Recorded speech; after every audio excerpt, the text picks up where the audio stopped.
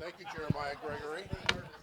Okay, so it is my privilege today to introduce Mike Mazzei. He is a former state senator. He has had a key finance role during COVID here in the state. He is a candidate for our governor. And it is my privilege to introduce him today. He is the first of three governor candidates we're going to have in 3 weeks, and I'm excited to have him here. So, Mike, come on up.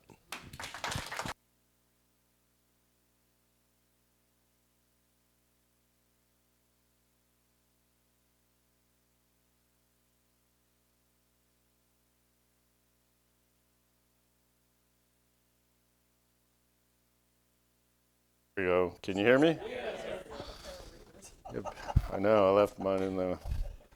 So how's life in Stillwater today? Pretty good? Cowboy football going to be better? Big 12 media day? You excited about the new coach, the new quarterback? It's got to be better. Thanks so much for letting me get to spend some time with you. Stillwater is a special place, and we love coming up here. I'm going to go back to 2008 and tell you that in my second term as an Oklahoma State Senator, I was in a car accident that pretty much destroyed my physical life for several years. The car accident left me with a broken back. Eventually got that fixed, but I had some pretty severe nerve damage that just couldn't get resolved, and the physical therapy work just didn't materialize. So for 10 years, I was literally a physical invalid. I couldn't stand, sit, or walk without pain. I couldn't do this without stingers going up my spine. And eventually, Lord helped me find some nerve damage specialists in Kansas City and Austin. I've been to Austin a lot. And after 50 procedures and 5 years worth of pretty intense physical therapy to learn to walk, sit, and stand again, I eventually became normal. And I tell that story not because I enjoy talking about it, but when I do get the opportunity, I like to remind everyone, when you're dealing with life's hardships, don't give up, don't give in. Your kids, your grandkids deal with life hardships. If they don't give up, if they don't give in, you never know what God has in store for you. Look at me. I'm about to become the Republican nominee for governor of Oklahoma, if all things go as planned on August 25th. Now, the reason I tend to tell that story is the tenacity, the endurance that goes along with dealing with life's adversities. And you've dealt with either health issues or financial issues. Is a pretty good metaphor for politics and public service. I really never thought I would be running for governor of Oklahoma when I was laid up for a while. But the Lord helped me figure out how to keep running my company, keep representing my constituents. And then I was Oklahoma's Secretary of Finance for a couple of years. And after 12 years in the state Senate, and 10 years I was the finance chairman, and then 2 years I was Oklahoma Secretary of Finance, I did kind of build a mastery in money and finance. And I kind of learned, having been in public service, what the people of Oklahoma were frustrated about. And I told my wife, I think I need to run for governor. And she said, that's a terrible idea. But I married a teacher, and she still has the heart of a teacher, and was just really, really concerned in a state where we rank 49th in education, and only 20% of students are reading at grade level.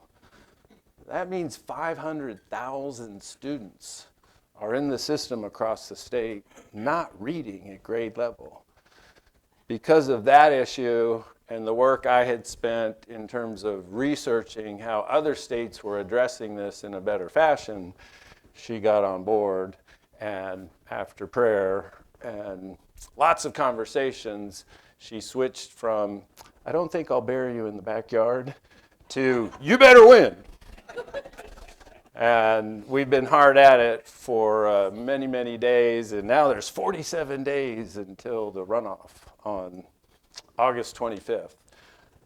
In my real world, I'm a financial planner, and so after listening to what the people of Oklahoma were concerned about, I built a plan, just like I had built plans for my clients for 35 years.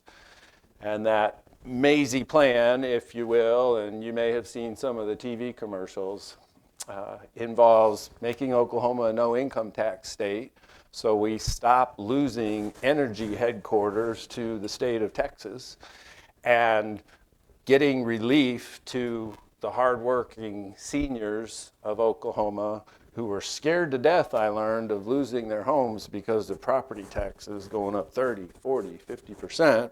So I figured out a plan to abolish property taxes for seniors and veterans and still have 1 to 3% growth in local property tax collections so we can take care of the schools and take care of county services. I also have a plan to launch a massive statewide literacy program, just like the state of Mississippi did. And in my first week as governor, I will hire a statewide literacy director. I've had a one-on-one meeting with the statewide literacy director of Mississippi because they went from 50th to 1st in the country in reading outcomes. And I've spoken at length with her how to replicate their model. Her name is Amanda Malone, and she's been involved in their decade-long program of success. Last week, I got to meet Arkansas Governor Sarah Huckabee Sanders, who, after she became governor, adopted part of the Mississippi plan for her education program.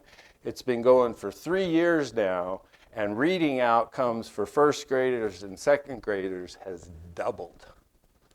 We can do that in the state of Oklahoma and transform the lives of thousands and thousands of young men and women to be better prepared for career tech or college and enter the workforce. And I hear from job creators and small business owners all over the state of Oklahoma, they need skilled workers.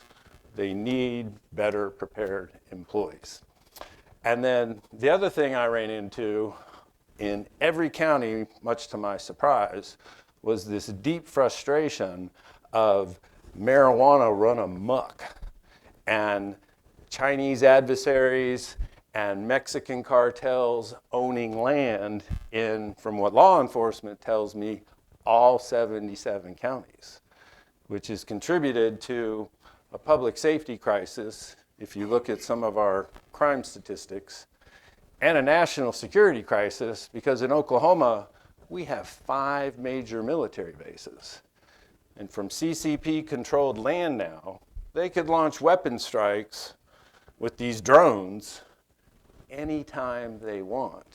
And the shocker is some of our public safety officials in the state of Oklahoma have been asleep at the wheel. You can write this down. In the year 2023, there was a piece of legislation called Senate Bill 212. And the legislature talked to my friend, Senator Randy Grellner, your state senator, one of the best around. He was with us at a nice event we just had at Aspen Coffee Shop, which is now my favorite coffee shop in the state of Oklahoma. It was just delightful. Did you know you could steam oat milk instead of using oat milk and your coffee getting cold. I learned that today, didn't I? It's just wonderful. Anyways, in Oklahoma, the legislature told the Attorney General to come up with an affidavit that would enforce the Oklahoma Constitution, which forbids the foreign ownership of land. So the Attorney General developed this document, which I literally learned what the document looked like by your amazing county clerk, Clerk Craig, and her team. I had heard about this, but I'd never really actually seen the document. It was like a year and a half ago where Ben showed me what the actual document looked like. I carry it everywhere I go because what the Attorney General created was an affidavit that has to be processed in all 77 counties. And there's item number 3 on this document. If you want to buy land or a mineral interest, you have to complete item number 3. And it says, I hereby certify. And the first box is great. If you check that box that says, I'm a citizen of the United States, buy anything you want. But after the words United States is the word or. And the next box, drafted by the Attorney General's office of the state of Oklahoma, literally says, and I quote, I'm not a citizen, but an alien who is or shall become a bona fide resident of the state of Oklahoma. Check that box. If you're Chinese, if you're Mexican cartel, you can buy whatever you want. Just hide behind a little shell LLC. And that's why we have become the #1 producer of marijuana, according to the Oklahoma Bureau of Narcotics, in the entire country. That nonsense has to end. And on day 1, I will sign an executive order to abolish that absurd loophole that has allowed this terrible public safety and national security crisis to be allowed across the state of Oklahoma. Now,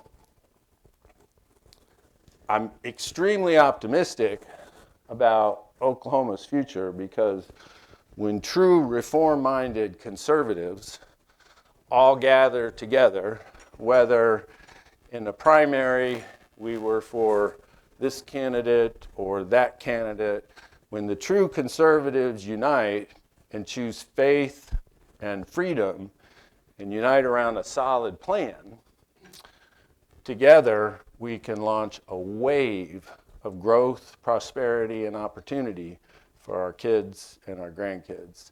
There's lots more details about my plan at mikeforok.com. And if you want to be part of Team Mazzei, we'd love to get to know you better. And you can send us emails or questions or sign up for signs or whatever your heart's desire is on the website. But I want to save the rest of the time for questions and the topics of discussion that you would like to dive into.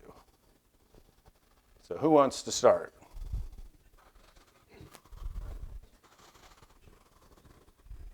Come on over here, Sarah.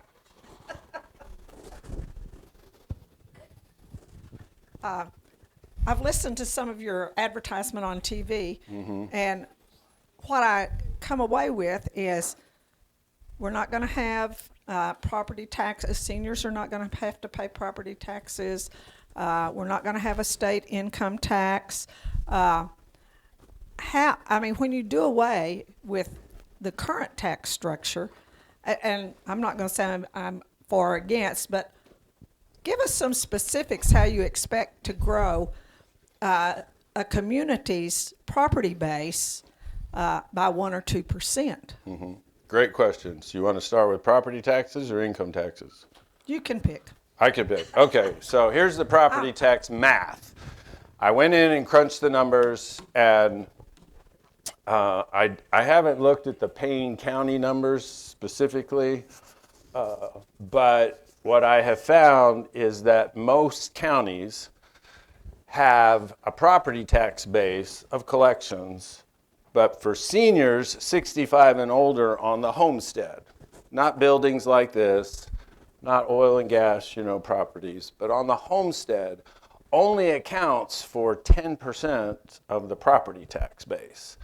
I was in Oklahoma County yesterday, and I got those numbers in my head, so I'm just going to use that as the example. And Treasurer Lee Denny was with us this morning, and she kind of confirms that this is similar across the state. She and I were in the legislature together. Well, in Oklahoma County, there's $1 billion worth of property tax collections. Some residential, some agriculture, some commercial. And for seniors 65 and older, 10% of that, which is $100 million, is the part of the overall bucket. Well, in Oklahoma County, for 10 years, property tax collections have grown 7% per year. So that means last year it went up $70 million. Well, if my plan phases out property tax collections, let's say for 2 years, but it's going to be an incremental phased out kind of system. Well, what's half of 10? So 5 goes away and 2% growth is left. So in year 1 in Oklahoma County, they have a net increase of $20 million. And in year 2, they'll have a net increase after phasing out property taxes for seniors 65 and older of another $20 million. And my friends in Cleveland County, County Commissioner Jacob McHughes, has kind of confirmed this. They ran the numbers for just Cleveland County and found that sure enough, if we phase it out over 2 years, they had a 1% increase in actual property tax collection. So we can do this over 2 to 3 years in the urban counties, and it'll take a little longer in the rural counties that have property tax collection growth that's been 2, 3, or 4%. But I don't believe that after 4 decades of contributing to the community, helping the schools, helping the library, getting the house paid off, that seniors 65 and older should have to pay property taxes. I've talked to seniors across the state of Oklahoma in near tears that they're afraid they're going to lose their home because they can't keep up with these property taxes that have gone up like this, and homeowners insurance has gone up like this, and prescription drug costs have gone up like this. And you shouldn't have to pay rent to the government for your entire life. So that's our property tax plan. Income taxes. I tend to like complicated situations for whatever reason. My wife and I have been married for 36 years now. We wanted to have a big family, and we had some health challenges. So we adopted a daughter from Russia. We did some fertility stuff that worked out better than expected and had triplets. A couple years later, the Lord blessed us with bonus brother. So 5 kids under the age of 5. Think this through. That means 5 teenagers at the same time. Figuring out how to make Oklahoma a no income tax state just isn't that big a deal. Now, kidding aside, I've been studying this issue for 20 years, and I like to reassure people that I'm pro-reform but anti-chaos. There's a responsible way to do this. There's 9 no-income tax states. The model for us is really Tennessee. But Tennessee is a no-income tax state, and let's think. They have better roads, they have better reading outcomes, and they have better public safety statistics. So why can't we do what Tennessee has done? They've literally had 58% more economic growth than we have over a 10-year period, and they don't have oil and natural gas. So here's my plan. It's 3 steps. Steps 1 and 2, without going too far into the weeds, are just cleaning up the tax code of this deduction here and the exemption there and a rebate here and a giveaway there. That's literally $2.5 billion. Well, we collect $5 billion in your personal income taxes. And if we clean out the $2.5 billion, that allows me to go to the legislature. In year one, I'm going to propose your income tax rate going to 4.5% to 3%. But when I clean out this unnecessary stuff in the tax code, it's what we call revenue neutral. We're still going to have the same amount of money coming in because we've gotten rid of all this junk that's just necessary. Would you rather have an exemption for this, or would you rather have a lower tax rate? Now, step 3 is a little bit more complicated, because then we will have to go to you, the vote of the people, and say, would you like to have the Tennessee model? Now, I'm the financial planner and the economist that's going to say, please, let's do the Tennessee model, because it's much better to tax activity than it is your 8, 10, 12 hours of work. And money flows in the 21st century to where it's treated most friendly. And it doesn't like being taxed for work and productivity. It doesn't mind being taxed when you decide to spend your money. And here's my best example. I know you all are stark raving OSU Cowboy fans, but how many of you like the Oklahoma City Thunder? Okay. Next year, we're going to be healthy and we're going to be back in the NBA Finals. But in that first game, when we all buy our tickets and 18,500 people show up for the first game, not one of those ticket holders will pay a sales tax. But in the state of Tennessee, to go to an NBA Memphis Grizzlies game, you pay a sales tax. Now, if I present to the people of Oklahoma, you know, you're going to have to pay some sales taxes over here, but you won't pay an income tax over here. All of a sudden, those Oklahoma City Thunder stark raving fans, how many of them are not going to buy those tickets because now they got to pay a sales tax? They're all going to go to the game. And that's the example of why taxing activity is better. One, you can't hide this stuff that we know is hidden from income taxes because it's kind of an honor system. But you literally will pick up $200, $500 million in tax collections because you can't hide, the activity.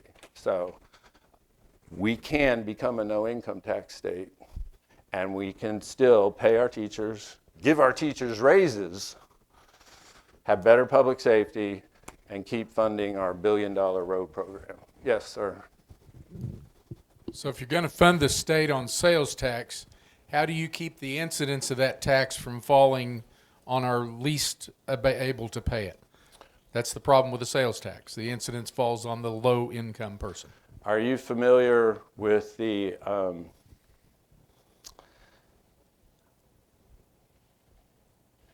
earned income tax credit and the sales tax relief credit? I've heard of both of those. As long as we keep those in the system, and we might need to bump them up a little bit. I would think you would. Keep in mind, that accounts for a whopping 1 or 2% of incoming taxes. So my plan involves balancing out those two programs, so it's a wash for our low-income workers. Does that make sense? If done properly, it would. Yeah, there's what's called the sales tax relief credit, and Oklahoma has its own version now of a refundable tax credit on the earned income tax credit. So all we have to do is lift that up a little bit so it doesn't create a burden. It's a good question. I don't know what the dollar amount is yet. $40. $40 a person. I know that's what the current dollar amount is. I don't know what the new dollar amount would need to be, so it's a wash for low-income workers. But they're not contributing to that $5 billion pool anyway, so it's not like we need to have them pay that tax. Does that make sense? Yes, sir. To kind of follow along this, so counties and municipalities have the ability to raise sales tax. Do you foresee them increasing their own sales tax to make up for it? If I was a city councilor, where'd you go? I would not run on that platform. Next question. On your literacy Yes, ma'am. initiative, What are you basing it on? What is the state of Arkansas and Mississippi? Where is it coming from? What materials are you using?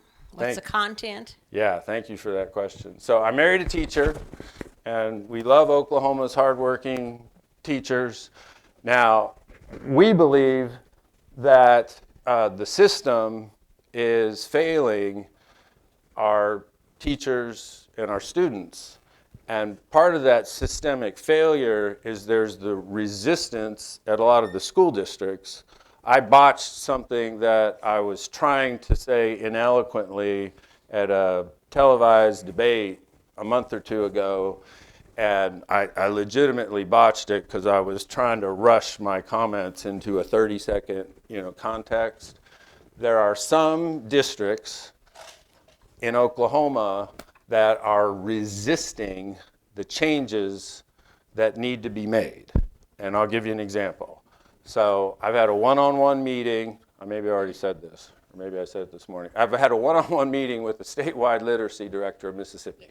Her name is Amanda Malone. And we talked at length about the 3 critical elements that took them from 50th to 1st. The first critical element, Oklahoma hasn't tried. And that is they replaced all the balanced literacy reading curriculum nonsense that is still used in our 500 plus school districts.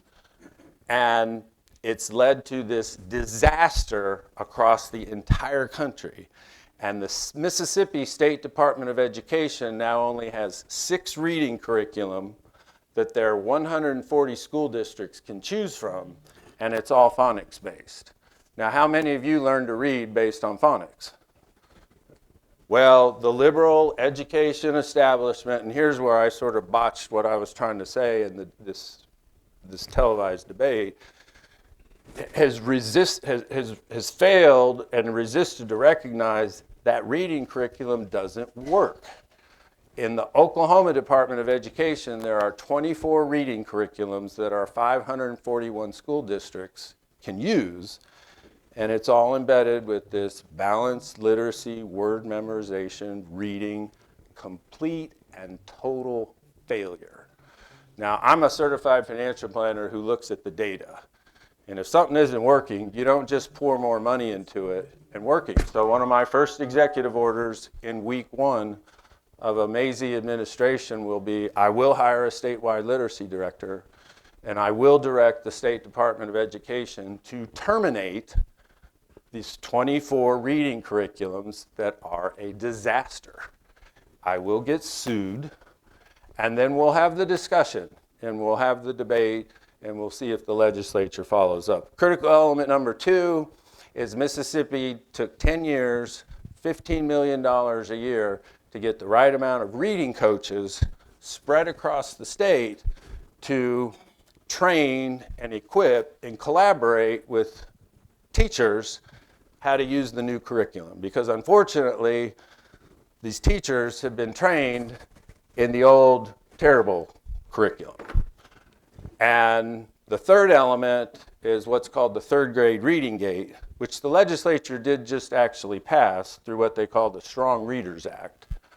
And the 3rd grade reading gate is an accountability mechanism that says, if you're not reading at grade level, we're not just going to push you on to 4th grade. We're going to get you the help they need. The problem with what the legislature just did is they didn't deal with the bad curriculum.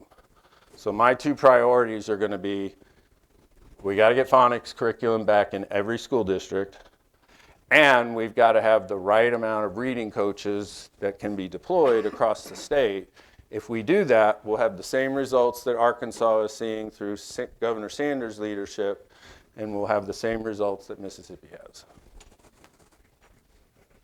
Yes, sir. Senator, I just wanted to clarify. So you had talked a minute ago about those affidavits that we have to file with deeds whenever we're doing a conveyance of land. Sounds like you supported those affidavits, just taking away that option to check something other than U.S. citizenship. Is that correct? Yeah, I've never actually been asked the question that way. My friend, Senator David Bullard, kind of launched that legislation. And then when it sort of went through the mix and got attacked by the special interests, it ended up with this affidavit that had this terrible language. Now, Senator Grellner just told me they're trying to fix it, and I think his idea is, yeah, get the affidavit without the crazy loophole. So since when does the Chinese Communist Party or the Mexican cartel let a piece of paper get in the way of a good, nefarious business deal?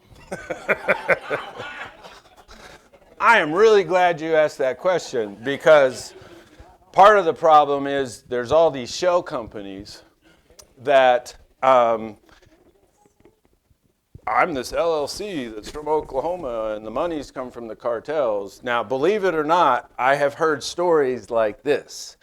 First National Bank of Chickasha down in Grady County, the CEO literally told me about a story where Asian, non-speaking persons walked into his bank with 2 Home Depot buckets, the big buckets, full of cash to open up an account. They're not exactly the smart ones, going through the shell company idea. So I've talked with Secretary of Homeland Security Mark Wayne Mullen about how we go through the forensic process of uncovering true physical addresses and where the money comes from. But understandably, that's a lengthy, hard process to find the good ones from the bad ones. So my other executive orders will be to the Medical Marijuana Authority in terms of the cost to have a marijuana grow farm and the amount of land you can grow marijuana on. In Oklahoma, you only have to spend $2,500 for a marijuana grow license. Guess how much it costs in California? Almost $90,000. In Arkansas and California and some of these other states where you can grow marijuana, there's limits to the acreage you can grow it on. In Oklahoma, it's grow as much as you want. So we're the cheapest place in the world with abundant land, and where did all the money come from? Well, we produce 30 times more marijuana than we need for our 300,000 medical marijuana card holders. And we're the #1 producer of pot in the country, according to the Oklahoma Bureau of Narcotics. This is utter nonsense. And what I will do in an executive order to the Oklahoma Medical Marijuana Authority is I will basically say, we're going to raise that $2,500 annual permit cost by 500%, because I want it to be the same as California. And I'm going to tell them for renewals, you can only grow your land on 1 acre. Now we're going to create an exception for true Oklahoma-based businesses. If you can bring me your Social Security cards and your citizenships of certificate and your LLC filings that have been properly set with the Secretary of State, and you can show me the cash that's not laundered from a reliable banking source and we can trace its history, well then great, you can still have the $2,500. But if you make it super expensive and you restrict the amount of land they can grow all this stuff on, what are the Chinese and the Mexican cartels going to do?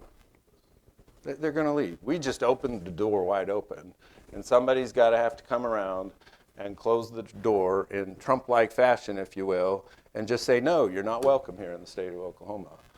And it's kind of things like that that I have said. And the Mazzei agenda is lined up with the growth agenda of the White House, and this is why President Donald Trump has endorsed me to be Oklahoma's next governor. So let's talk about health care for a moment. Yes. So they just cut $218 million out of health care for the state of Oklahoma, which mostly affects Medicaid, I believe, and that really affects rural hospitals. Mm-hmm. What's our fix to that?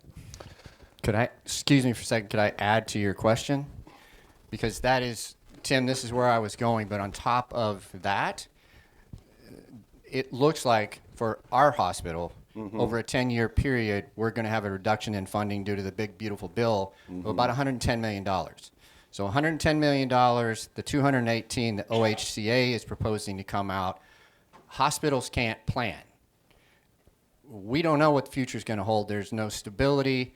We can't hire physicians. We can't move forward with expanding care in areas that are underserved in our community. We may have to cut back some of our programs. Where are we going with this? Because it feels like our healthcare, particularly rural healthcare, and our hospitals are under attack. Because a place like Stillwater, Oklahoma, when you lose $110 million over a 10-year period, what do you do? Very important questions. Let me back up just a little bit. So in this legislative budget for fiscal year 2027, the Oklahoma Healthcare Authority was actually given an increase of $250 million. The $218 million, are you referring to the presentation Clay Bullard just did about cuts or ways to request from the legislature less money next year? Where does the $218 million come in? I know I read something about it a few days ago, but I'm not quite sure on that number. So my understanding was that there was a budget that was agreed to, and then all of a sudden there was $218 million less going to healthcare. And so can you kind of add to that? Because I haven't reviewed CEO Bullard's number. I just know about this $250 million increase they just got. Yeah, the OHCA just put forward the proposal to cut it by $218 million that goes specifically to hospitals. But they haven't identified at all which hospitals and how much per hospital. But the way things are going, the impact on rural hospitals is going to be much more significant. So this is for fiscal year 2028? The fiscal year, I didn't Or the catch. current fiscal year? I don't think it's the current. Okay. I think it's the next. Okay, thanks for helping me with that. So when we talk about healthcare and the Oklahoma Healthcare Authority, for everybody else, what we're really talking about is Sooner Care and Medicaid. And in the state of Oklahoma, the total amount of money spent on Sooner Care and Medicaid after Oklahoma became a Medicaid expansion state is about $11 billion. Now, there's two compression problems. One, there's the waste in the current system, and I'll talk about that. And there's federal government's $40 trillion in debt, so some of that money's going away. And we're going to have to become innovative.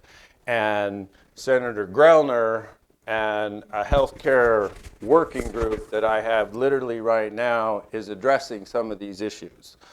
The one thing I can address pretty quickly is something that Tennessee has done to save money. And let me drill down into that a little bit. My friend, State Auditor Cindy Byrd, who's going to be Oklahoma's next treasurer, did an audit of the Sooner Care system in 2020 and found that there were $1.6 billion worth of questionable expenses. You know what the legislature did about her report and her findings? Absolutely nothing. Well, the state of Tennessee actually went to work on some of the waste, fraud, and abuse in terms of verifying eligibility in the system, and they requested a waiver from the federal government, which basically says, if you root some of this out, you can keep some of the federal money. And they came up with $1 billion worth of savings.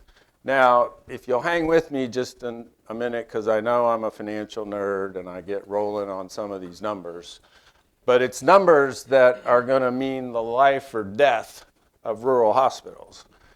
And when Auditor Byrd did that report, the Healthcare Authority number was $6 billion. Now it's $10 billion, so if we redid that audit, I'm pretty convinced the questionable expenses would be $2.25 billion.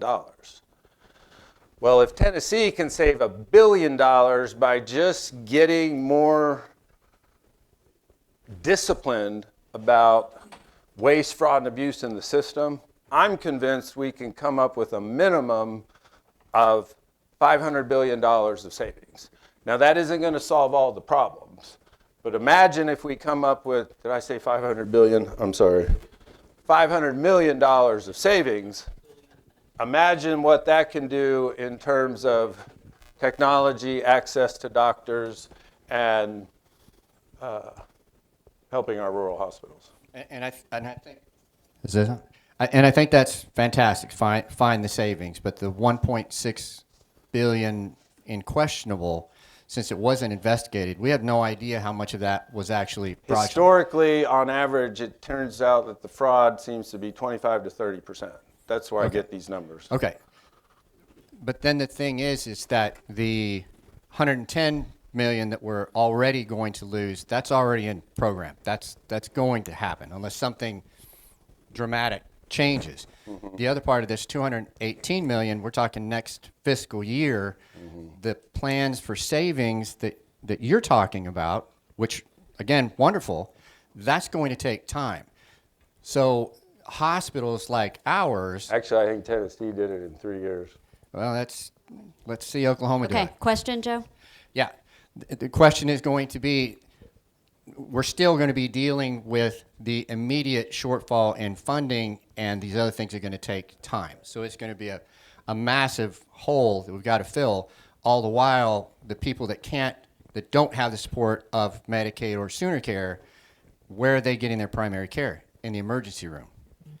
So it's compounding the problem every day, and it seems like it's getting worse instead of better. It's going to take a lot of thoughtful minds to address that issue going forward. I'm launching first a fiscal responsibility mechanism, and then I literally have my healthcare working group meeting tomorrow because we want to dive into what are the innovative solutions that Oklahoma can come up with. Okay. Thank you so much for your time, everyone. Thank him for being here. As a club.